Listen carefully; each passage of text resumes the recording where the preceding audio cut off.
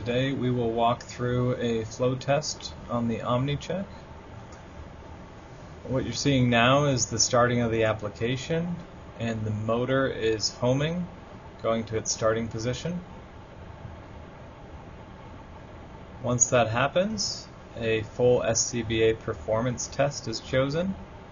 You can enter who it's been tested by and where the location is. Next, you'll choose the manufacturer and the model of SCBA that you're testing. Right now, we're inputting with an RFID reader what the serial number of the G1 SCBA is that we're testing. You can see it all pop up there at once.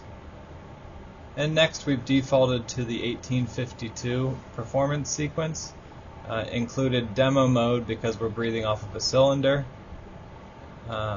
Right into visual inspections, which allows you to go subcomponent by subcomponent and mark whether they're pass or fail, with room for notes on the left. And then into the Facepiece leakage test. So we're positioning the motor and then drawing a vacuum.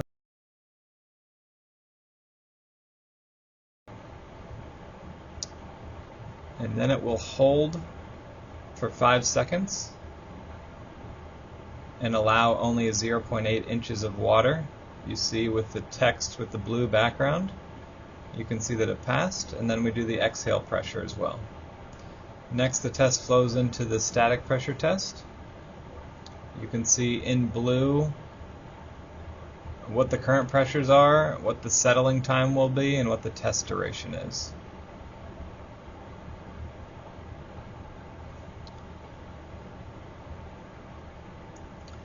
This has a settling time of 2 seconds, and then it will measure the static pressure for 15 seconds per the NFPA standard. The first breath activation happened, you see up at the top, at negative 7.6 inches of water. And you can see the creep that happened over the 15-second test. Next, into the high pressure leak testing. So this is where you can see that we're breathing off of a cylinder. The minimum test pressure is 3,600, but our cylinder's at 3,400 just for this demo. If you're breathing off of house air, you would have it higher than that. There's a 10-second settling time and a 10-second test for this one. You can see that passed the test as well. Now into the 40 liters per minute dynamic breathing test.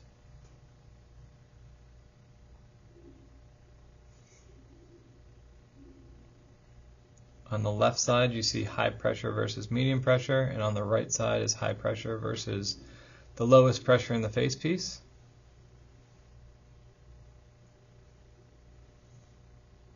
And we do not want these to go below 0 inches of water or above 3.5 inches per water.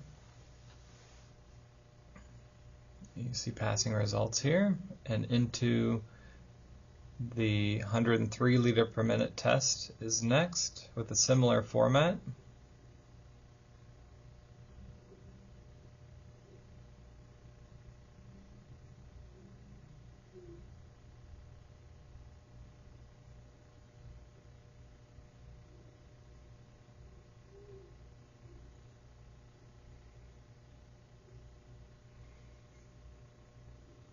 So you'll see a fail because it did go slightly below 0.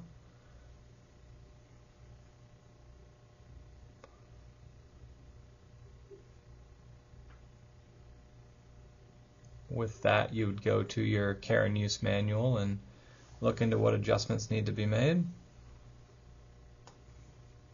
Next, this is opening the bypass valve so that you can measure airflow through the facepiece.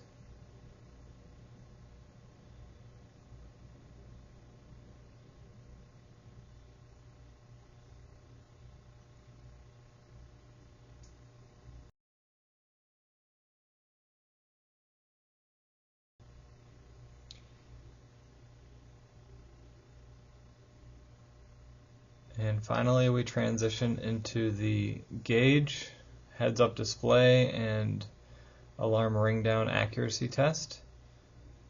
So again, because we're breathing off of a cylinder, first you want to hit the target pressure of 3,000. It started right at 3,000, so it captured 2,800. The next one was right at 2,000, and the final one will be close to 1,000. The breathing of the machine slows down when you get close to those target values to help you hit enter at the right time. Next is the heads-up display accuracy, and similarly you're looking for those lights inside the facepiece and hitting enter when it hits the various target pressures that are listed in the top left. You can see the first one will fail because again we're breathing off of a cylinder which was at a lower pressure than the test is looking for.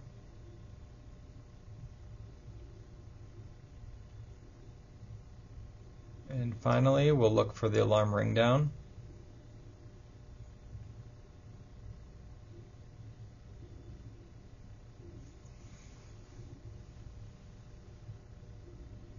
So the initial breathing cycles are large volumes of air until it gets down closer to when the alarm begins to ring, and it will slow down so that the microphone can accurately capture when the alarm has started and stopped.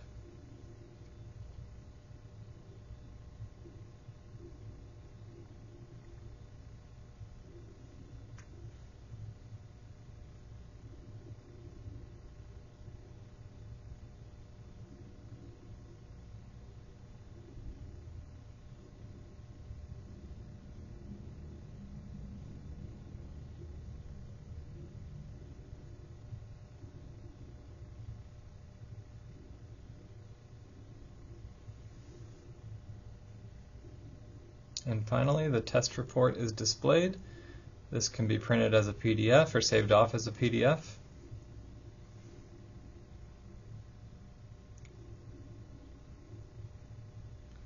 You see two failed results for the 103 liters per minute, as well as the alarm ring down, the HUD accuracy in the very bottom row.